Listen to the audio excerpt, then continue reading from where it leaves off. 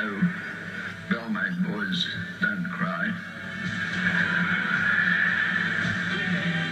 We're too vulgar, too common for that.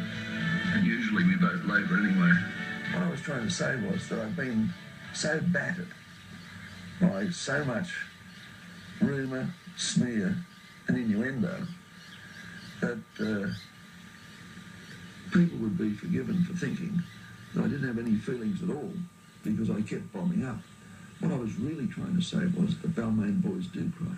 And this is where this Balmain boy started out, the Nicholson Street Public School. Always had a very good spirit in the school. Kids are always beautiful. G'day there, how are you, Mr Hogan? Good morning, Mr Wran. How are you this morning? Really well. This is Sky DePetro, our school captain. Hello, Sky, how are you? And Wing Farring, our school boy captain. G'day, Wing, how are you going? Thank you. Good. Can you say good morning to Mr Wran? Wing, where are you going? Good. What does it mean to you now coming back to Balmain? I still get a bit of a tingling feeling. I like Balmain. I think it's... I often say there are only two kinds of people, those who were born in Balmain and those who wish they were. Who were your best friends when you were at the school? Do you recall them?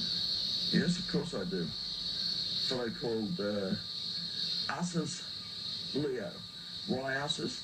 Because he never said, we are going to town or we're going home. They would say, us is going home. What were some of the other nicknames of the kids that you went to school with? Well, I had the delightful sobriquet of Egghead. Egghead? Yes. Now, why were they called you Egghead? Because I like to use the books. And that wasn't very fashionable at the time. Hanging out at school, is it? That's right. Yeah. That's the joint we lived in. This house here, was it? Yeah. It wasn't tarred up like that. Yeah. So how long did you live in there for? It's hard to say. I'll tell you that. I reckon we lived there 7 or 8 years. Mm. So you lived in a couple of places. Yep. Around Balmain. I'll show you the other one down the street, which is a more typical Balmain house. Right. Why would you have moved? Is that moving up the scale or Yes. through necessity? No, No, we moved out of Balmain altogether then. My mother decided we'd move somewhere else. Wasn't the best decision we ever made, I don't think. Where'd you go to? Five Dog. But came back sometime? No. My brother still lived here.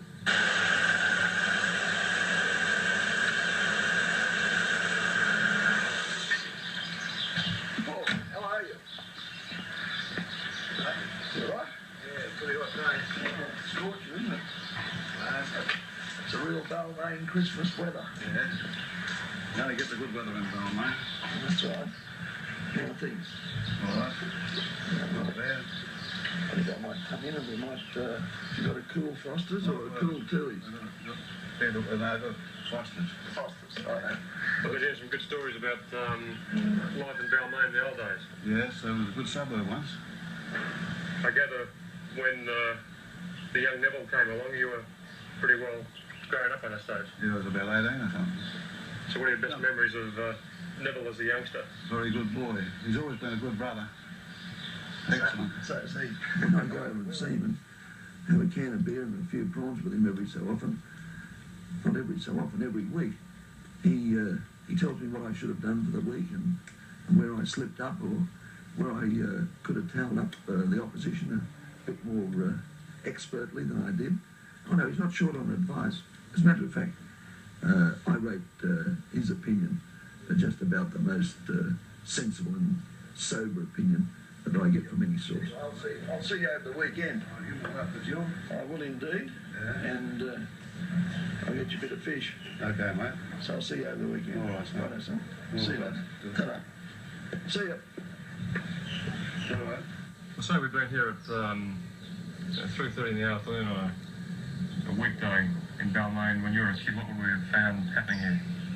In all probability, if we weren't going swimming off the end of the wharf down there, or going down and catch a few crabs, because there were plenty of blue swimmers, or were plenty of blue swimmers, you'd find us getting a piece of curved galvanised iron, sort of thing that's on that roof over there.